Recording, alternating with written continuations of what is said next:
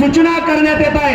दादांचं स्वागत या ठिकाणी आपल्या मराठा कन्या जिजाऊच्या लेकी दादांचं या ठिकाणी स्वागत करतायत। आणि या घोंगडी बैठकीच्या निमित्ताने आम्ही तुम्हाला वारंवार विनंती करतो, रस्त्यावरचे समोर या।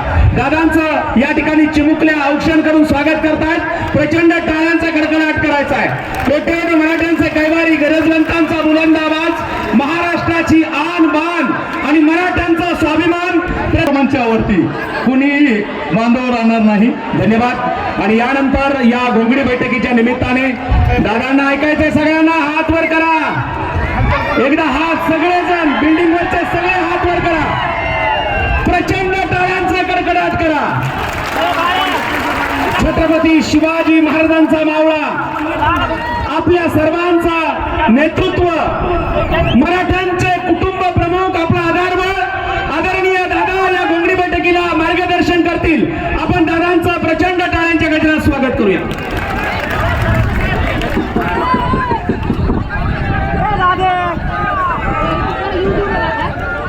विचार मंचावरील इतरच जर कोणी बांधव असतील वरती तर त्यांनी खाली यावं। मीडियाच्या व्यतिरिक्त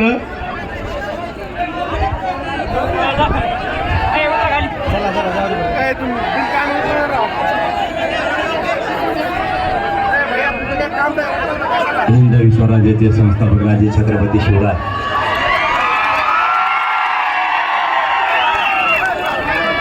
माझ्या गेवराई तालुक्यातील जमलेल्या तमाम मराठा बांधवांना माझा मानाचा जयश्वर।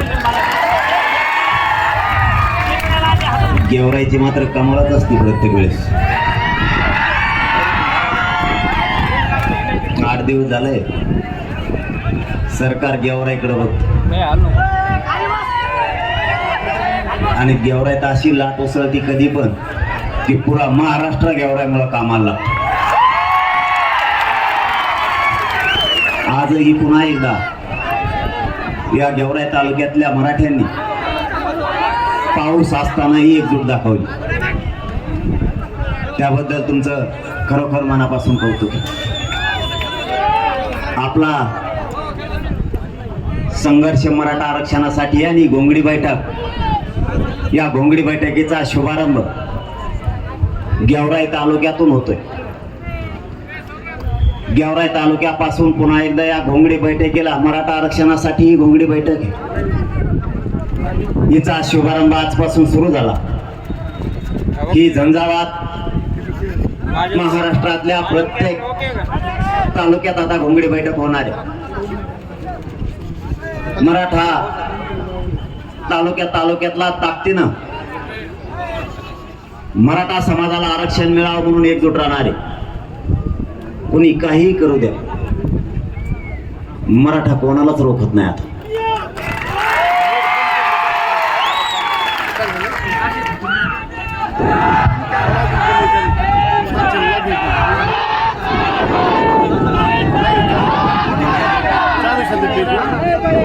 वेगळे षडयंत्र आणि डाव आणले तरी मराठा हटला। मायबापावर रात्री चर्चा झाली। सरकारचे कॅबिनेट मंत्री अब्दुल सत्तार साहेब रात्री आले होते।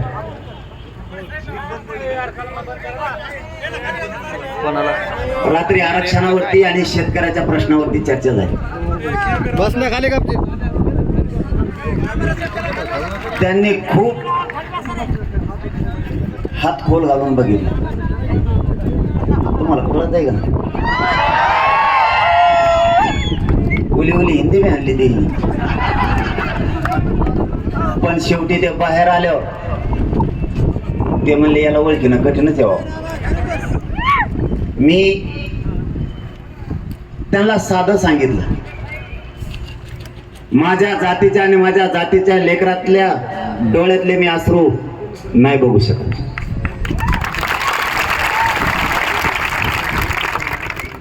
माझ्या समाजानं वेळोवेळी योगदान दिलं। मायबापासह मराठा समाज लेकरं बाळा घेऊन रस्त्यावर आहे। त्यांचं योगदान मी जिवंत आहे तोपर्यंत वायाला नाही जाऊ देणार। तुम्हीच उलट सरकारकडे जावं, आणि देवेंद्र फडणवीस साहेबांना सांगा की काही करा पण मराठ्यांचं आरक्षण द्या. माझी तुमच्या वतीनं पुन्हा एकदा विनंती या सरकारला आणि देवेंद्र फडणवीस साहेबांना, उद्याच्या कॅबिनेटला तुम्ही चाललाय, देवेंद्र फडणवीस साहेबांना जाहीरपणानं सांगा की मराठ्यांचं आरक्षण द्या. तुम्ही किती गणित लावलं तरी मराठी तुमचं गणित चुकवल्याशिवाय सोडणार नाहीत. मला आणि माझ्या समाजाला राजकारणात नाही जायचं.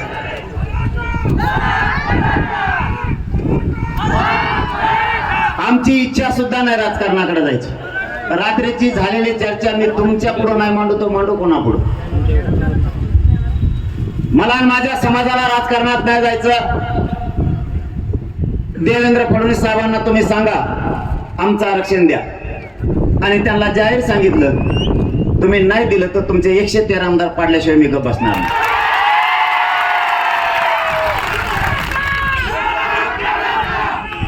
मी त्यांनाच प्रश्न विचारला, माझी चूक काय, आणि तुम्ही आरक्षण देणार नसाल तर माझ्या पुढे पर्याय काय.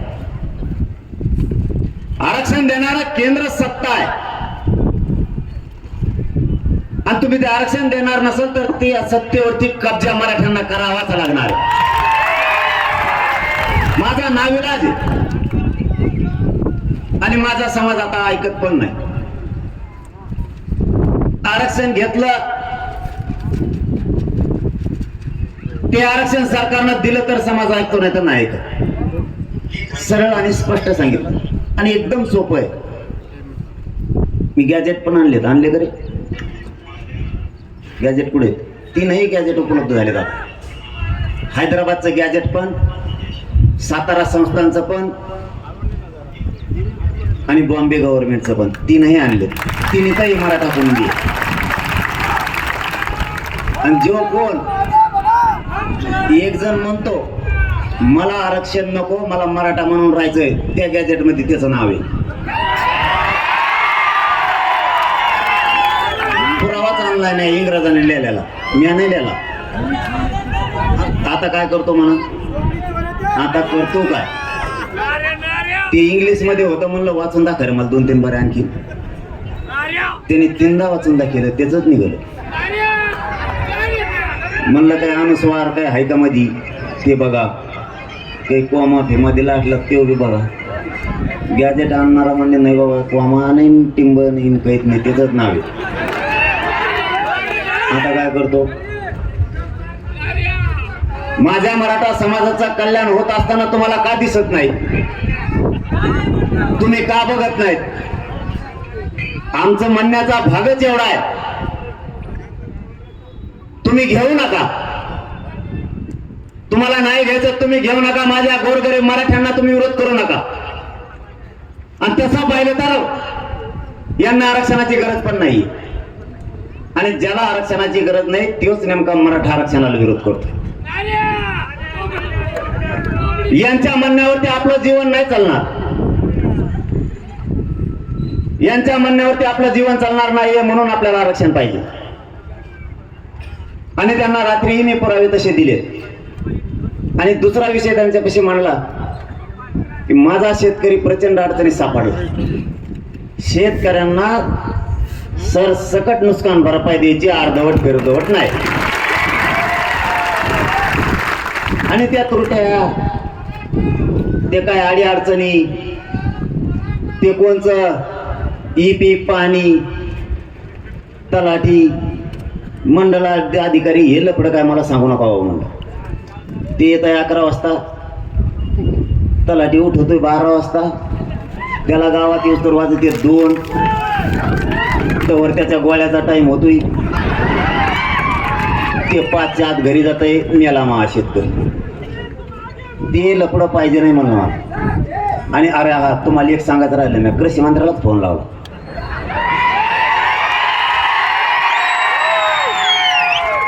म्हणलं भाऊ मी काय का फोन लावित नाही भाऊ, पण मग शेतकरी अडचणीत आला आणि खातं नेमकं तुमच्याकडे, तेवढे खप पैसे देऊन टाका. ते म्हणे सरसकट द्यायचे आणि गेला बोलून आणि माझ्या संग एकदा बोललं की वाजलंच. आता सरसकट म्हणल्यामुळं सरसकटच दे नाही, कारण शब्द काय मी दिलेला नाही, शब्द दिलाय कृषी मंत्र्यांनी आणि मग सरसकट द्यायचा आता कृषी मंत्र्यांनी, नाही तर भाऊ सामना आपल्या संघ आहे. आपल्याला एक तर शब्द द्यायचा नाही, विचार करून द्यायचा आणि एकदा दिला की मी मागा लागल्याशिवाय राहत नाही. कृषी मंत्री चांगला आहे, उगाच विरोध नका करू, लय बेस्ट माणूस. अरे खरंच सांगतोय म्हणा, तुम्ही का माणूस आहे काय राव. आता समजा त्यांना मी 8 दिवस म्हणलं आणि ते 10 दिवस म्हणले आणि समजा ते दिले, चांगलाच आहे ना. नाही दिल्यावर मग बघू बा, नाही दिल्यावर ठीक आहे. मी देवेंद्र फडणवीस साहेबांना सुद्धा रात्री फोन लावला होता, पण ते कामात होते, त्यांनी उचलला नाही, परत आला 4-5 मिनिटांनी लगेच आला. त्यांनाही सांगून टाकलं उद्याच्या कॅबिनेटमध्ये शेतकऱ्यांचा प्रश्न मार्गी काढायचा, कारण बांधावर मी गेलो. मायबापू इतकी बेकार परिस्थिती आहे. अरे बाप, त्या बोत आणि वाईच्या परभणी जिल्ह्यातल्या आम्ही एका गावात गेलो. ऊन लागायला लागलं का? आणि आपल्याला काहीच लागत नाही म्हणूनच ते कदरले. आपल्याला ऊन लागाना, पाऊस लागाना, ते म्हणतात हे नेमके कशाचे पोलादाचे तयार झालेले आहेत का काय, मराठ्याचे पोट्टे लय व्यापार आहेत ना. रात्री भई बी म्हणले किधर बी जाऊ, लय मोठे लोक दिखते बाबा.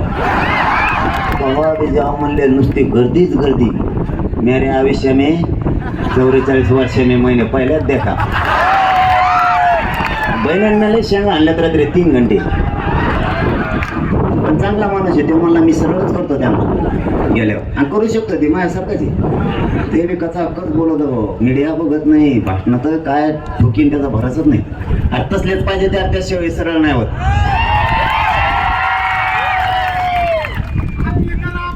त्या वाईला आपले करायचे, पण अर्ज एक द्या ना, अर्ज तुम्ही इतके दिले. वा वा वा वा वा, आपले करायचे पण तुम्ही अर्ज जितके दिले, मग डोकंच बंद पडलं. नुसते अर्जाचीच लाईन आहे सध्या अंतरवाली, भयानक अर्ज आलेत. काय ना दे राव तुम्हाला या राजकारणाचं बेकार.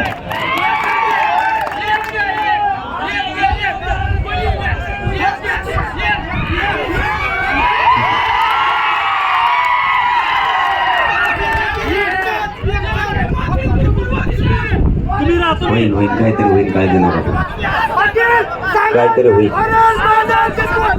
नाही आपण महाराष्ट्रातला सगळा मराठा समाज बोलवणार आहे, पण त्याच्यानंतर ठरवणार आहे. सगळा महाराष्ट्र बोलवणार आहेत आपण, त्याच्यानंतर ठरवणार आहेत पाडायचे का उभा करायचं.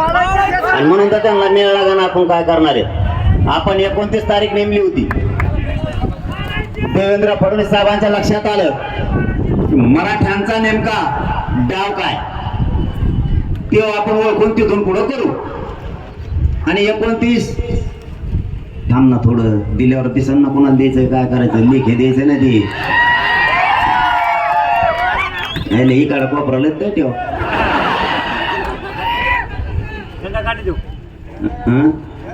होऊन दे तू होता आता. हा सांग. नाही होऊन दे, होऊन दे. हा मोठ्या सांग, जाऊ दे. हा होऊन दे, जे होईन ते होईन. हा अरे मोठ्याने म्हणा, मोठ्याला आवडत होता मग. आता गावात म्हटला का तो मग आवाज येणार मला. ते आत्ता सांगितल्यावर नाही का इथं लगेच सुरू व्हायचं माझ्या मागात भोंगा. मी टायमाला बरोबर सांगतो ना. तुला फक्त उमेदवार पाहिजे ना, दम द्या थोडे दिवस.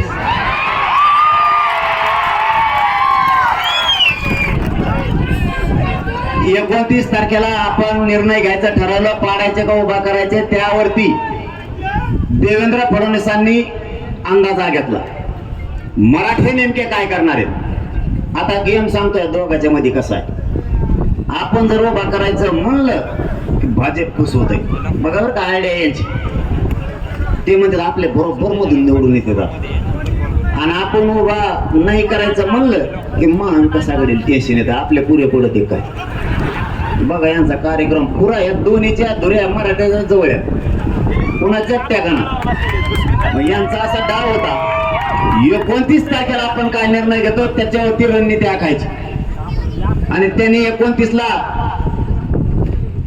आपला निर्णय होण्याच्या ऐवजी त्यांनी डिसेंबर मध्ये निवडणुका टाकल्या. त्यांनी डिसेंबर मध्ये टाकल्या. फडणवीस साहेब गेले दिल्लीला. काय करायला गेले तुम्हाला नाही माहित. ते तिकडे होते तेवढंच मी इकडे म्हणलं 29 तारीख आमची रद्द पुढे ढकलली. त्याला गेमच कळाला नाही मराठ्याचा, आलं माघारी काय करी. दिल्ली राहिली सगळंच राहिलं. यांना वेळेवर काय हातोडा मारायचा ना ते योग्य दिशेनं मारू. तुम्हाला माहिती आहे ना 1 वर्ष झालं मी फक्त तुमच्यासाठी काम करतोय.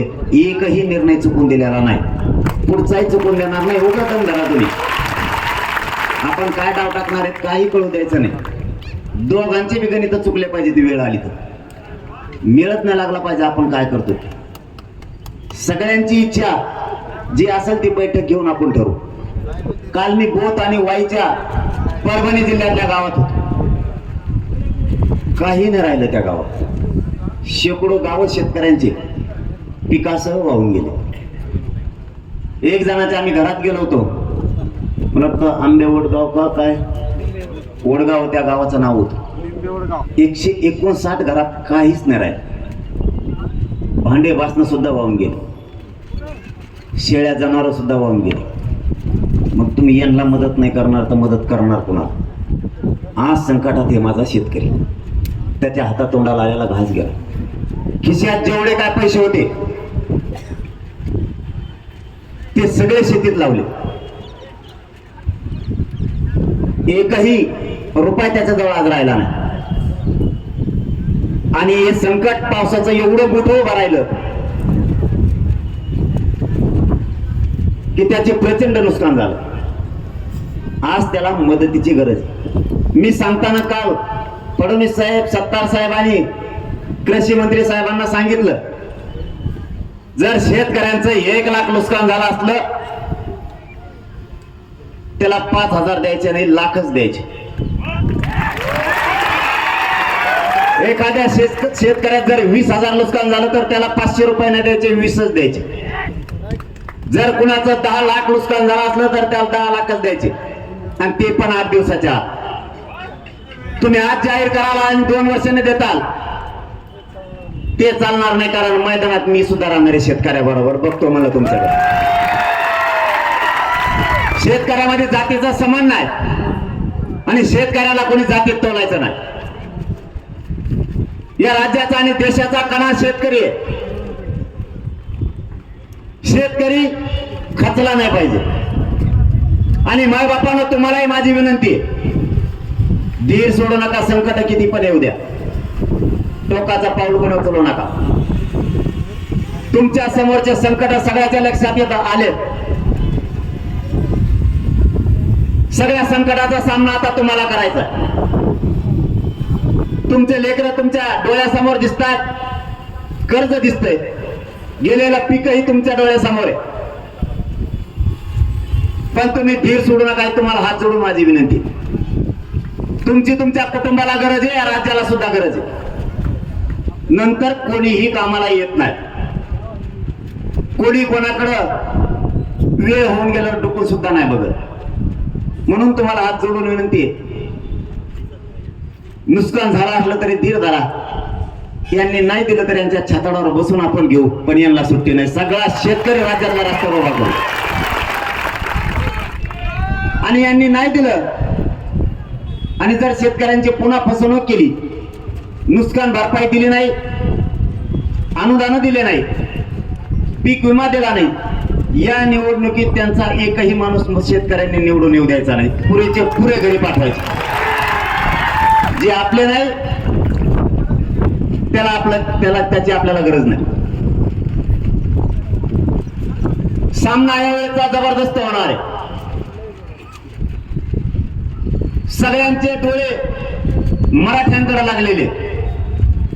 मराठे काय करतायत यावर या महाराष्ट्रातल्या राज्याची दिशा ठरणार आहे. कारण आपण एकटेच 50-55% कोणाला किती वळवळ करू द्या, कितीही छगन भुजबळने ताकद लावली तरी त्याचा कार्यक्रम होणार म्हणजे होणार.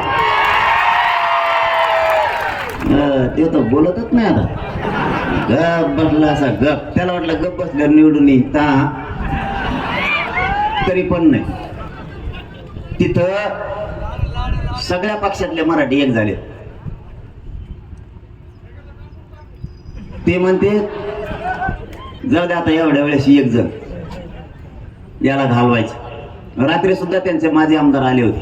काय नाव होतं का मध्ये, नाव लय चित्रित राव तिकडे.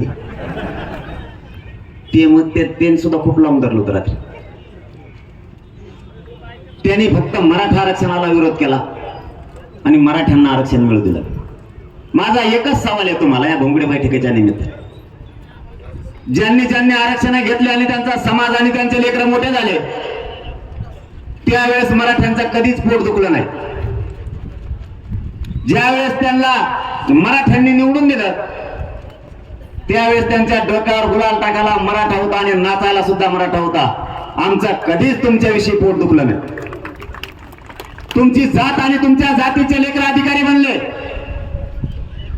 तुम्ही तुमच्या जातीला आरक्षण दिलं त्यावेळेस आमच्या डोळ्यानं आम्ही ते बघितलं. आम्ही कधीच तुम्हाला दिलेल्या आरक्षणाला विरोध नाही केला. तुम्ही कुठलंही आंदोलन न करता आरक्षण घेतलं, कोणती समिती नसताना आरक्षण घेतलं आणि नोकऱ्यात गेला. आमच्या मराठ्यांना कधीच वाईट वाटलं नाही. मराठे 42 वर्षापासून रस्त्यावरती आहेत. आम्ही आमचा संघर्ष करून आरक्षण मागतोय. आमच्या लेकरांचे बलिदान गेले. करोडोच्या संख्येनं मराठा रस्त्यावरती आहे. त्याचबरोबर आमच्या हक्काचं हे आरक्षण आहे तरी तुम्ही मिळू देत नाहीत. तुमचं पोट दुखण्याचं कारण काय? आम्ही तुमचं आरक्षण मागतच नाहीये. तुम्हाला आता आरक्षण मिळालंय 90 ला आणि 1967 ला. तेही आमच्या डोळे देखता आमच्याच लोकांना दिलंय. आमचं 1884 पासूनच आहे. तुम्ही मराठा आरक्षणाला विरोध करणारे कोण? का तुम्हाला आमचे लेकर मोठे होऊ दे वाटत नाहीयेत? हा संघर्ष गोरगरीब मराठ्यांच्या लेकरासाठी. आज सकाळी PSI झालेला मुलगा आपल्याकडे अंतराळीत आला होता. त्याच्या चेहऱ्यावरचा आनंद बघण्यासारखा होता. माई बापावर लेकरे आरक्षणामुळे अधिकारी बघायला लागले. मी परवा पुण्याहून येताना अंबळनेर मध्ये एक मुलगा आणि एक मुलगी रस्त्यावरती भेटली. दोघंही MBBS ला लागले आरक्षणाच्या जोरावर. हे स्वप्न आपल्याला बघायचं. आपले लेकर अधिकारी झालेले. राजकारणाचं जास्त वेळ लागू देऊ नका. आपलं स्वप्न आहे मराठ्यांचे लेकर अधिकारी झाले पाहिजे. आनंद तुमचे लेकर अधिकारी झाल्यावर तुम्ही आनंद व्यक्त करा. तुम्हाला अशा खोड्या लागल्या, तुम्ही आणतात नेत्याला निवडून आणायला तुम्ही, डीजे लावायला तुम्ही, त्याला टकोरीवर घेऊन नाचायला तुम्हीच आणि गुलाला टाकीतात तुम्हीच. काय मोठे पण वाटत बरं तुम्हाला त्याच्यात? या मराठ्यांनी आनंद कोणता व्यक्त करा माहितीये का? तुमचं लेकरं कुठंतरी एखाद्या केंद्रावरती परीक्षा देण्यासाठी गेलं आणि तिकडे ते अधिकारी बनलंय. मराठ्यांचा पोरगा अधिकारी बनलाय आणि गावात वार्ता पसरली. गावातले लोक त्याचे मायबाप शेतात काम करतात तिकडे गेले. अधिकारी झालेला मराठ्यांच्या पोराच्या आईला आणि बापाला मराठ्यांच्या लोकांनी खांद्यावरती उचलून आणलं. गावात डीजे लावला, त्याच्या अंगावरती गुलाल टाकला आणि डीजे समोर गाव नाचत राहिलं. ते आनंद तुमच्या आयुष्यातला सगळ्यात मोठा आनंद असणार आहे. हा आनंद व्यक्त करायचा मराठ्यांनी शिका. आता आपला समाज आरक्षणात गेलाय आणि छगन भुजबळच काय त्याच्या 17 पिढ्या आला तरी मराठ्यांना ओबीसी आरक्षणात जाण्यापासून कोणी रोखू शकत नाही.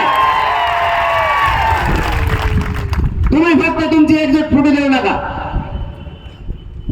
मराठ्यांच्या मनगटाला मनगट लावायची ताकद यांच्यात नाहीये. फक्त त्या वळणावरती मराठ्यांना जायचं नाही. मराठे जर त्या वळणावरती गेले तर पळायला सुद्धा जागा राहणार नाही. आपल्याला फक्त त्या विषयात जायचं नाहीये, शांततेतच मराठ्यांना मिळून द्यायचं. आता नवीन डाव सुरू केलाय. एक आमदार आहे बार्शीचा, ती संडास लागे.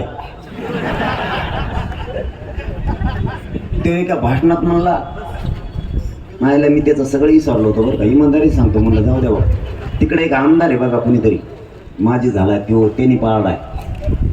तो म्हणला तो लय बेकार आहे, त्याच्यात दाढीतून निवडून आलोय. आणि जर असं काही झालं मग मतदारसंघात 54,000 मायनस गेला आणि मी जर पडत मग संपलंच. जाऊ द्यावं म्हणलं. त्यांनी इतकं भयान सांगितलं त्या माझ्या आमदाराविषयी, मला ना विरोधात गेलं एकदम निघत नाही. मग त्याच्यामुळे मी कसं सांगत.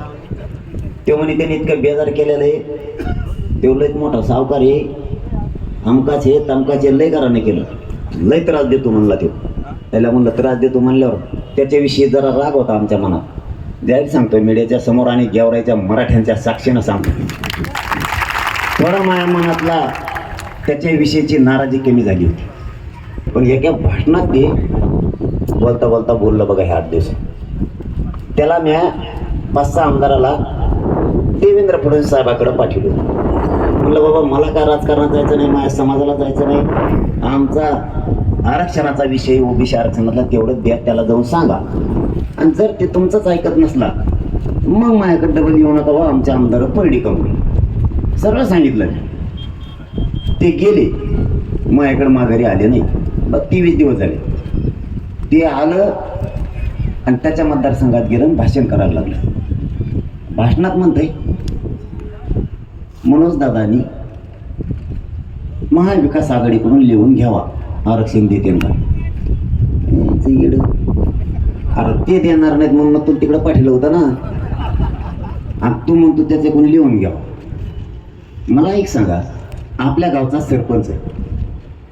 सरपंच असल्यावर आपण खड्डे बुजायचं काम, रस्ता करायचं काम सरपंचाला सांगतो का पळलेल्याला सांगतो माझ्या सरपंचाला? आणि मग सरकारलाच मागत असते. त्याला एवढं नाही, त्याचे बरेच प्रश्न येतात. त्याच्या मतदारसंघात जाऊनच मी त्याच्या प्रश्नाची उत्तरं देतो. हे गेवरातून जाहीर सांगतो. बार्शीचे लोक जर ऐकत असले ना, त्यांनी जरा उद्या जर ते आंतरवाली तर बरं होईल, जरा घोंगडी बैठक बार्शीत टाकायची, त्याला जरा उत्तरं द्यायच्यात मला सगळे.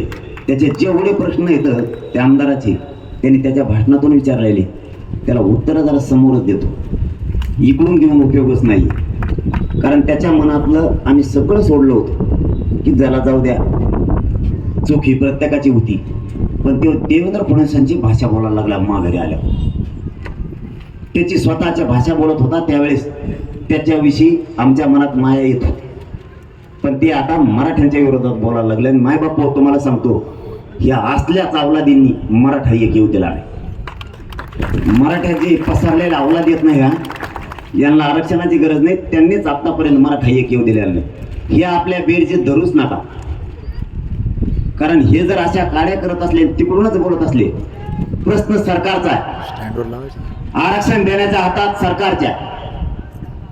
सध्या राज्यकर्ते जमात म्हणून सरकार आहे, भाजपा सरकारचं नेतृत्व करत आहे.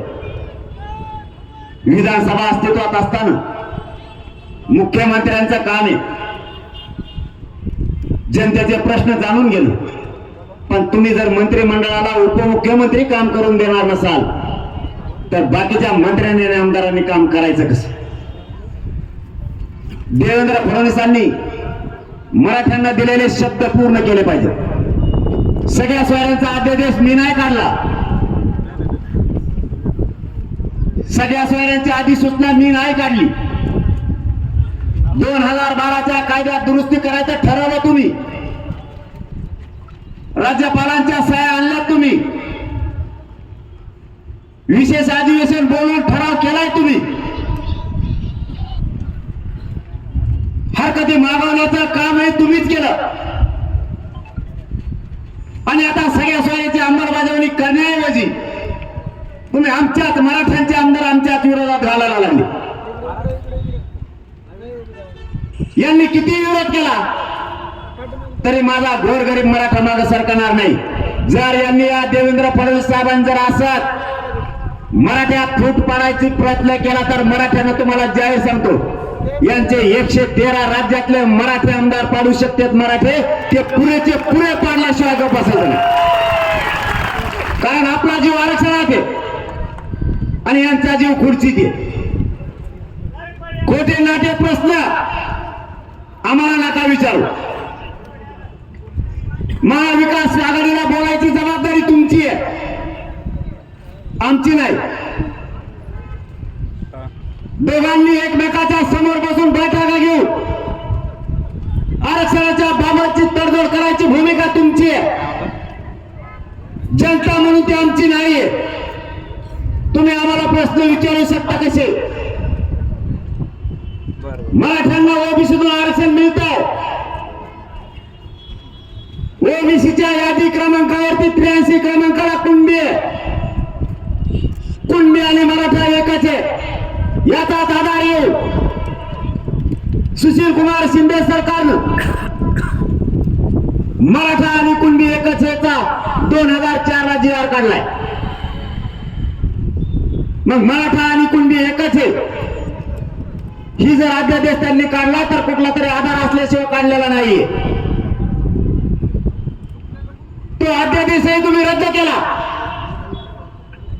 मराठा कुणबीत असताना कुणबीचं आरक्षण दिलं नाही आणि ज्या जाती ओबीसी आरक्षणातच नव्हत्या त्या जाती तुम्ही आरक्षणामध्ये घातल्या. काही काही जातींचा निकषच पूर्ण होत नाहीये तरी तुम्ही त्यांना ओबीसी आरक्षणात घातलं आणि तरी तुम्हाला विरोध नाही केला. आमचा हैदराबादचा गॅजेट आत्ताही अस्तित्वात आहे. बॉम्बे गव्हर्नमेंटचं सुद्धा आहे आणि सातारा संस्थांचा सुद्धा आहे तरी तुम्ही घेतला नाही. त्र्यंबकेश्वर संस्थांच्या 22 खोल्या आम्ही स्वतः तुम्हाला पुरावे म्हणून सापडून दिल्या. देवेंद्र फडणवीसांना आमचाच प्रश्न आहे. तुमच्या आमदाराच्या माध्यमातून आम्हाला काय प्रश्न विचारायला लावता त्या पुराव्याचं काय झालं. मराठा आणि कुणबी एकच आहे याचा 2004 चा अध्यादेश आहे त्याचं काय झालं. मराठ्यांच्या 57 लाख नोंदी सापडल्या. ते सगळे प्रमाणपत्र तुम्ही वितरित का केले नाहीत. ज्यांच्या नोंदी सापडल्या त्यांच्या परिवाराला रक्ताच्या नात्याच्या लोकांना तुम्ही प्रमाणपत्र देण्यापासून का रोखला. या घोंगडी बैठकीच्या माध्यमातून या घेवड्यात जमलेल्या लाखोच्या संख्येच्या मराठ्यांच्या माध्यमातून देवेंद्र फडणवीस साहेबांना आमचा प्रश्न आहे. आमच्या व्हॅलिडिटी का थांबवल्या. एससीबीसीचं 10% आरक्षण आम्ही मागितलेलं नसून तुम्ही का दिलं आणि ते दिलेलं असताना तुम्ही आमचं ईडब्ल्यूएस आरक्षण का रद्द केलं. मराठ्यांच्या पोरांच्या मुळावरती तुम्ही कशामुळे घाव घालायला लागला. गोरगरीब मराठ्यांच्या पोरांचा दोष काय. तुम्ही एससीबीसी आरक्षणाला 6 महिन्याची मुदतवाढ दिली. तुम्ही कुणबीच्या व्हॅलिडिटीला 6 महिन्याची मुदतवाढ का दिली नाही. फडणवीस साहेब ज्या मराठ्यांच्या पोरानं आणि पोरीनं ईडब्ल्यूएस मधून फॉर्म भरले त्यांचे अर्ज तुम्ही का रद्द केले. पोलीस भरतीतले पोरं तुम्ही का बाहेर काढले. आरोग्य विभागात ईडब्ल्यूएस मधून पोरांनी तुम्ही एससीबीसी आरक्षण देण्याच्या अगोदर फॉर्म भरलेले ते पोराचे अर्ज का रिजेक्ट केले. तुम्ही मराठ्यांच्या मुळावरती का घाव घालायला लागला.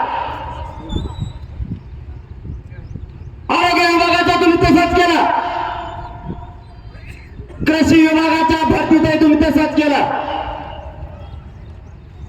मराठ्यांच्या पोरांच्या भरती थांबवण्याचं काम तुम्ही त्यांना केलंय.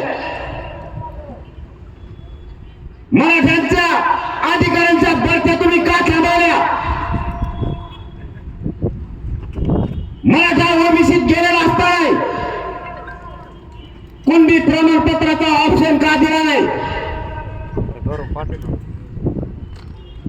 सकाळी अंगणवाडी सेविकाच्या महिला आल्या होत्या अंतरवालीला.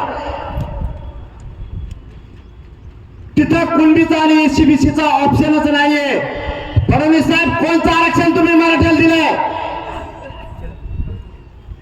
तुम्ही किती दिवस मराठ्यांना फसवणार आहेत? तुम्ही आमच्याशी प्रत्येक वेळी डावकार असताय. आम्ही तुम्हाला विरोधक मानला नाही, शत्रू मानला नाही. तुमचं कारण काय की तुम्ही प्रत्येक वेळेस मराठ्यांच्या पोरांना नोकऱ्यातून ऍडमिशन मधून बाहेर काढायला लागलात? कित्येक तरी मुलींनी एससीबीसी आरक्षणाच्या अगोदर ईडब्ल्यूएस मधून प्रवेश घेतलाय. तुम्ही 2 वेळेस ते मान्य केलंय. आता संभाजीनगरच्या कॉलेजमधून त्या मुलींचा अर्ज तुम्ही रिजेक्ट केलाय. त्या लेकरांची काय चूक आहे? ईडब्ल्यूएस ज्यावेळेस अस्तित्वात होत त्यावेळेस त्यांनी फॉर्म भरलेला आहे. तुम्हाला मराठा सोडून दुसऱ्या दिसतच नाहीत काय? मराठ्यांच्या पोरांवरती अन्याय काय म्हणून करताय तुम्ही? तुम्हाला असं सिद्ध करायचंय का फडणवीस साहेब? ईडब्ल्यूएसच मराठ्यांच्या फायद्याचं होतं हे दाखवण्यासाठी एससीबीसीतून फॉर्म भरणारे पोरं सुद्धा तुम्ही बाहेर काढायला लागलात. इतका अन्यायकारी तुम्ही वागू नका. मराठ्यांच्या पोरांनी तुमचं काही केलेलं नाही. तुम्ही किती डाव चालवणार आमच्यावरती? तुम्ही प्रत्येक वेळेस फक्त आणि फक्त मराठ्यांनाच फसवायला लागलात. तुम्ही कितीही अन्याय केला आणि खोट्या योजना आणल्या. आता मराठा मात्र तुमच्या पाठीशी उभा नाही राहत. तुम्ही काहीही करा.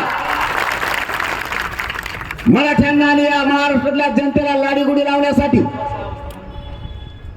त्यांनी आता एक नवीन योजना आणली, लाडकी बहीण. चांगली योजना, काय अडचणी का? पैसे आपले. इथं बिस्किट पुडा जरी घेतला ना तरी टॅक्स जातो, जीएसटी. पेन घेतला तरी पैसेच आपले. कचा कच घ्या, तुम्हाला काय करायचं. चांगली योजना, पैसे घ्यायचे चांगली. पण देवेंद्र फडणवीस साहेब एका प्रश्नाचं आज उत्तर द्या. ज्या लाडक्या बहिणीला तुम्ही 1500 रुपये दिले, तिच्या लेकराचं म्हणजे तुमच्या भाषेचं शिक्षणच थांबलंय. जरा आरक्षण देता का तेवढं भाच्याला? आणि दाजीचा फेस पाडा काम करू करू बांधावर, त्याचं काय? दाजीचं पिकालाच भाव नाही. तुम्ही लाडक्या बहिणीला 1500 दिले पण दाजी बांधावर बेजार झालाय. त्याच्या मालाच्या भावाचं काय? दाजीना जर एखाद्या बार रूम न उचललं तर लय बेकार होईल फडणवीस साहेब. आणि एखाद दिवस मी हे सगळे दाजी मोबाईल घेऊन येणारे, भाचे घेऊन येणारे मामाकड. मामा बी देण्यासारखं आहे, पट्ट. चलाच एकदा मुंबईला. दाजीच्या मालाला भाव देतो का? पिकाला भाव नाही. लाईट रातची देत आहे ते 50 बाऱ्या लाईटच जाते. रानात गेलं की येते, घरी आलं की लगेच जाते. असली लाईट. त्याच्यात मोटर पाणी सोडते, शेण टाकू टाकू चालू करावं लागते ती मोटर. तुम्हाला वेदना नाही कळायच्या फडणवीस साहेब शेतकऱ्यांची. तुम्ही लाईट देणार, मालाला भाव देणार, संपूर्ण कर्जमुक्ती करा ना तुम्ही शेतकऱ्याची. तुमचं काहीच नको आम्हाला, संपूर्ण कर्जमुक्ती करा. लाईट द्या, मराठवाड्याला आणि विदर्भाला कायमचं पाणी द्या. आम्हाला काहीच नको आणि मालाला भाव द्या, तेवढा दुधाला एक द्या. तुम्ही ज्याच्यात पाणी टाकीतात ना ते पाणी महाग झालंय बा आमच्या दुधापेक्षा. तुम्ही कशात टाकीतात रातची मला नाही माहित, पण टाकी देत पाणी रातची. ते पाणी महाग झालंय पण दूध काय महाग व्हायना. तेवढ्या दुधाला भाव द्या. ते नाही चिल्लर काम करते. आणि तुम्ही सुद्धा भावनिक होत जाऊ नका. वेळेवर कसल्या योजना आणल्या त्या काय आपल्या आयुष्याला पुरणार नाहीयेत. आता ते नवीन योजना आणणार आहेत. दिवाळी जवळ आली, आनंदाचा शिरा. ती डाळ 1 किलो भर देतोय, सगळे भुंगे लागलेली. तिला किती पाण्यात टाका, 15 दिवसाने मावशीनं पाण्यात हात घातला तरी तशीच डाळ बाहेर येते. ती तेलाचा एक पुडा वाकडा तिकडं झालेला, पांढरं फगाट तेल. ती आपल्या बी मावसे इतके विचित्र आहेत. ते तेल कडे टाकी द्या, सगळं सरपंच संपत आपण ते काय तेल पिवळं होत नाही. मग काय देवेंद्र फडत्यात वंगण टाकीतोय का काय करतोय कोणाला नाही. अरे काय नादी लावित राव, तेवढं तर बांधावर पाडेल शेतकऱ्याच्या. आमचं त्याने आयुष्याकडे जाणार नाही. आम्ही तुम्हाला आयुष्याच्या सुविधा मागतोय त्या द्या. तुम्ही आम्हाला काय देऊ नका. आमच्या लेकराला आयुष्याचं आरक्षण द्या. हेच मराठ्यांचे लोक तुम्हाला डोक्यावर घेऊन असतील, नसता खाली आपल्याला सुद्धा मागे पुढे लागणार नाही. तुम्ही आमच्या शेतकरी मायबापाला त्याच्या पिकाला भाव द्या, त्याला पाणी उपलब्ध करून द्या, कायमची 24 घंटे वीज द्या. कधीच माझा शेतकरी मायबाप आत्महत्या नाही करू शकत. तुम्ही चिल्लर देता कशा? आम्हाला आमच्या आयुष्याचं पाहिजे ते द्या. आम्ही का स्वप्न बघू नये? शेतकरी मराठ्यांनी त्याचा पोरगा अधिकारी व्हावं, IPS IAS दर्जाचा अधिकारी व्हावं, का स्वप्न बघायचं नाही? मुंबई सारख्या ठिकाणी माझा महाराष्ट्रातला मराठा समाज गेलाय. त्याने आयुष्यभर हमालीच करायची का? रिक्षा चालवणाऱ्या मराठ्यांनी नाही स्वप्न बघायचं का? जीप ट्रॅक्टर चालवणाऱ्या मराठ्यांनी त्याचा लेकरू अधिकारी व्हावं स्वप्न नाही बघायचं का? नोकरीच्या क्षेत्रात असणाऱ्या मराठ्यांनी त्याचा लेकरू त्याच्यापेक्षा मोठ्या पदावर जावं हे स्वप्न नाही बघायचं का? आम्ही नेमकं केलंय काय? तुम्हाला आम्हाला त्या प्रशासनामध्ये जाऊ द्यायचं नाही. मराठ्यांनी जे राज्य जगावलंय, सत्ताधारी सुद्धा जगावले, राजकीय पक्षाचे सगळे नेते मराठ्यांनी जगवले. तुम्ही आमच्या लेकराच्या मुळावर का उठलाय? फडणवीस साहेब, आमदार अंगावर घालू नका. तुम्हाला जाहीर सांगतो, तुम्हाला मागात मिळाल. मराठ्यांच्या नादाला लागू नका. सगळं भाजप आणि तुमचे आमदार संपल्याशिवाय मराठे गप्प बसायचे नाही. तुम्ही आमचा रोष आणि राग वाढू नका. आणखीन आमच्या अवकातीवर आम्ही उतरलो नाही. हे मराठे मला दम खाऊ देत नाहीये. मी यांना शांत राहास म्हणून सांगतोय.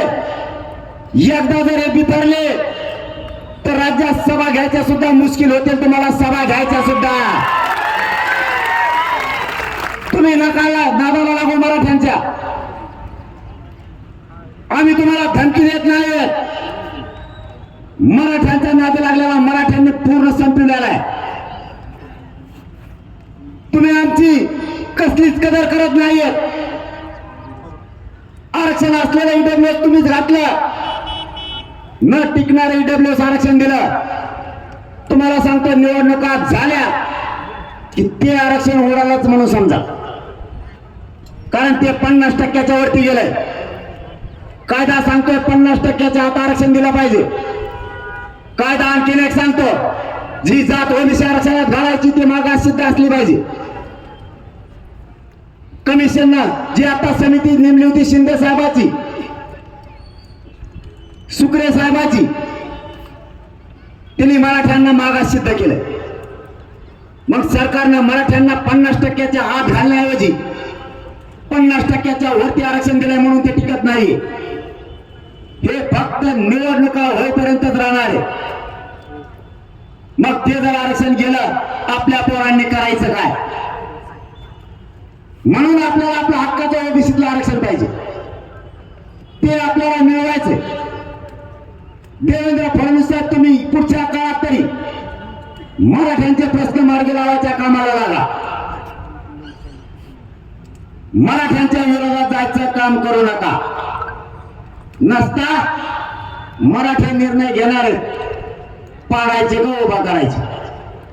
आणि एकदा जर निर्णय झाला तर मग मराठ्यांनी माग लोकसभेला एकदा कचका दाखिला. लय बेकार येत राहतो तुम्ही. मी नुसतं पाडाच म्हणलो होतो, मी नाव बी नाही घेतलं कोणाच. राईटच कार्यक्रम केला, तुम्हाला माना लागेल. तुम्हाला देवेंद्र फडणवीस साहेब, मराठ्याच्या नादी लागणं सोपं नाही. मी नुसता पाडा म्हणलो तर यांनी इतकं पाडिलं. आता घेणार आहे मी नाव. उभा करणाराचं किंवा पाडायचं दोन्हीपैकी एक नाव घ्यावंच लागणार. त्या टायमाला मग लय अवघड होईल. एक जणाचा प्रत्येक मतदारसंघात मराठी 1 लाख आहे, 1.5 लाख आहे. 90,000च्या खाली महाराष्ट्रात एक 22-23 मतदारसंघ सोडले तर सगळीकडे या संख्येने. आणि तुम्हाला 60-70 हजाराची लीड तोडणं सोपं आहे. राखीव मतदारसंघात प्रत्येक मतदारसंघात 70,000पेक्षा जास्त मराठ्यांचा मतदान. यावेळेस सगळे राखीव आपल्या विचाराचे मराठ्यांनी काढायचे. 48चे 48 बाहेर निघले पाहिजे. मराठ्याच्या मताशिवाय राखीवला सीटच निवडून येऊ शकत नाही. आणि मराठ्यांच्या मताची लीड तोडणं एवढं सोपं नाही. एक जणाची 5,000ची लीड तोडताना एवढा ठेस पाडावा. मराठ्याचा कचका सोपा नाही, म्हणून मी सांगत होतो आमच्या नादी लागू नका. उगाच धौशी देत कामान धामाची. अरे मराठ्यात ताकद माहित नव्हती भाऊ, आता शिक माहित झाली मराठीची ताकद काय. आष्टी, पाटोदा, शिरोड मतदारसंघात 1,67,780 एकटा मराठा. एकटा. काय बरोबरी करायला निघाला तरी आमची कसले डबडे उठे जण बुळबुळ करते. टेका खाली, टेका खाली, टेका खाली, टेका. 9चा टाइम नाही झाला. आणखी टाइम झाला. 9च्या पुढे तुम्हाला असं भेव वाटत राव. अरे तुम्हाला सांगतो किती येड असावं माणसाला. एक जण टाईट झाल्यावर माझ्याकडे आला 11 वाजता. त्याच्या ध्यानातच नाही राहिलं दिवसभर आपण अर्ज दिला नाही याला म्हणून. उमेदवारी अर्ज घेऊन आला आणि तराट झाल्यावर आला. त्याच्यात तेव्हा ध्यानात आलं की आपण उमेदवारीच मागितलेली आहे. कणाकणच अंतरवाली झालं. ते फाईल घेऊन यायचा अर्ज तिथं दुसरीच घेऊन आलं आणि मला फाईल दिली. मी म्हणलं भाऊ ही फाईल नाही ती मला नीट वाचव तिची ती कुठं नाही लागत यायचं. ते मला ऐकता नव्हतं, लट टप्पू होतं ते. जाऊ दे म्हणलं. तुम्ही ऐकता ना, तुम्हाला खरंच पाय पडून सांगतो मी, आपला समाज लय मोठा होईल. प्रत्येक भाषणात सांगतो फक्त आपल्या जातीला, आपल्या जातीच्या लेकराला आयुष्याचं आरक्षण द्या आणि मराठ्यांनी व्यसनापासून लांब जा. आपल्या जातीची कोणीच प्रगती रोखू शकत नाही. असे लोटी देत नाही. 9च्या पुढं कार्यक्रम घ्यायचं मला टेन्शनच येतो. त्या दिवशी नेमकं ही होतं ती श्रावण संपल्याला आणि मी इकडे सप्त्याला गेलो बीड जिल्ह्यात. इथून तिथून तेच भेटले मला जास्त. फोटो काढतो माय गळ्यात रुमाल टाकायचा तर माझ्या टेकोर रोटे घेतो. मग तोंड दिसना तरी ते म्हणतो तो माझ्याकडे तोंड करून उभा राहतो. तो पुढून झाकेला मला तुझ्याकडे तोंड करून कसं उभं राहू मी सांगा बरं. त्या टायमाला ते नसतंय धोरणात नाही ऐकवतो. गाडी पुढे जाऊन देत नाही, ते कोणाच ऐकत नाही. तुम्ही माझ्या संघ राहत, तुम्हाला जर फोटो वाटत असलं नाही माझ्या संघ राहत तुम्ही 8 दिवस. जे तिथले बरेच जण राहतात त्यांना माहिती आहे कसं काच काय. तेच उलट 9च्या पुढं गाडीला शेल पण मारतात आणि त्यांच्या घरी येते. नको म्हणतात ह्या टायमात लय अवघड. असे पायावर पाय देतात कचा कच आणि मला शेती देत परत. तुम्ही फक्त दारू सोडा, सुधारली जातात. लोकांनी स्वप्न बघितलं मायबाप मराठ्याला कधीच मांडीला मांडी लावून बसू द्यायचं. आपल्यात विनाकारण पिढ्याना पिढ्या वाद लावत राहिले. आपण 1 घंटा झाला बोलतो, एक बी मराठीत हल्ला नाही होत, जशा तसेच रोडलो. येणेच आपल्याला सरकार कदरलंय बघा. ते म्हणते हे हलत नाही, जात नाही. 9 वाजत रात्री बाई बी म्हणत होते, 70 बाई सुद्धा. ते म्हणले म्हणे इतक्या बार देख्या 12-12 घंटे उभा राहते लोक. म्हणलं राहतात बा 12-12 घंटे राहतात. कारण ते स्तुती करत होते. मी काय त्यांना अडवून नाही बोलत, तो चांगला माणूस आहे. कारण निर्भीड पाहिजे रे माणूस, तेव्हा जमतंय. ते पण निर्भीड आहे. तेव्हा तुम्ही पहिल्यांदा बघितला असा, तू मुसलमान को मागे आरक्षण. म्हणलं हा मागे. ते म्हणलं मग मै तेरे सातच आहे. म्हणलं आहे तर मग मै बी येईल कुठे, मी तर कुठं हाट्या. म्हणलं मागं म्हणजे कोवरली. ते म्हणलं तू पाडो, म्हणले आम्ही पाड्या. म्हणलं मग इथून पुढं पाड्याच येतात. कोचबे होऊन द्यावं म्हणला. ते म्हणले कोचबे होऊन द्यावं, हटायचंच नाही. म्हणलं माईक हटल्याच नाही का वा. मरको एकदा हिंदी शिकव म्हणलं तुम्ही. ते म्हणला मेरीच बिगडी. आता तुम्हाला बोलता बोलता काय बोला मेर नाही लागून राहिला म्हणून परेशान होय आणि गेले बी. कारण ते मग ते नंतर मराठी जोडायला सुरू केली त्यांनी. ते आपल्याला जमत, इंग्लिशचं हिंदीचं मग टिपणच बसा ना, काय करावं. मी एक माणूस आणला होता हिंदी शिकायला, ते होता अँकर. त्याच्या आधी चांगलं चालली होती, नोकरी भिवकरी हिंदी बी चांगली चालली होती. मला शिकायच्या नादात ते सोडूनच गेले. ते माझ्या पाय पडलं वा. ते म्हणे मी तुम्हाला हिंदीने शिकेन. मग आहे ती नोकरी तर मी अँकर राव म्हणे, लई राव मडक्या. आणि खरं सांगतो तुम्हाला, आपल्याला राजस्थान, मध्य प्रदेश, हरियाणा, दिल्ली, गोवा, गुजरात इथल्या मराठ्यांचं आमंत्रण आहे. मी हिंदी शिकलो की त्या राज्याचा कार्यक्रम केलाच म्हणून सांगायचं. गुजरातचे पटेल कार्यक्रम लावणार आहेत, 15-16 लाख मराठी. गोव्यातले मराठी, बिहार, दिल्लीतले मराठी, मध्य प्रदेश, राजस्थानचे मराठी सगळे कार्यक्रम लावणार आहेत. पण मला सुतच बसा. ते इकडे आले की बोलत आहेत हिंदीत, मी बोलतो मराठी. आमच्या मध्ये एक सांगायला ती सरपंच, ती अर्धा ढिला पडलाय. ती सांगायला मी मराठी टिकून बोलत, ती त्यांना हिंदीत सांगतो. आता शब्दाचा अर्थ काय होय त्याला मेळ लागला. असा ताळमेळ होका लागला. त्यामध्ये तिकडचे लोक यायचे कदरले. आता त्यांना आम्ही काय म्हणत काहीच कळत नाही. याला काय मी सांगितलेली मराठी कळते, हिंदी काय सांगतो त्यांनी सांगितलेली याला मला सांगता येत नाही. याची हिंदी माझ्यासारखीची अर्धवट गुतेल गुतेल गुतेल म्हणजे बळत चालली. यांचा असा कार्यक्रम लागतोय ना भयानक. आता जर अमेरिकेतच चालू आहे, 4-5 दिवस झाले, मग फोटो टाकेला आणि ते मोदी साहेब का काय तिकडे जाणार आहे. तिथलचे पटेल आणि मराठी सगळे एक झाले. ते म्हणते सभाच नाही काय सभे को काय म्हणलं का नाही तिथे जाऊन तिकडे ते काहीतरी त्यांनी तिकडे सगळा गोंधळ सुरू केला. मराठी इतके जागे झालेत ना, मला खरंच गर्व वाटायला लागला. मी माझ्या या मराठ्यांच्या जातीत जन्मला. इतकं भयानक मराठी ताकदीने एक झाले सगळ्या क्षेत्रातले. मुंबई पुण्याला आपण गेलो त्यावेळेस मोठमोठ्या महालात, फ्लॅटमध्ये, मोठमोठ्या बंगल्यात राहणारे मराठी सुद्धा चहाची कॅटली घेऊन आपल्या मराठ्यांना चहा वाटायला रस्त्यावर होते. हे कधीच आंदोलनात येत नव्हते.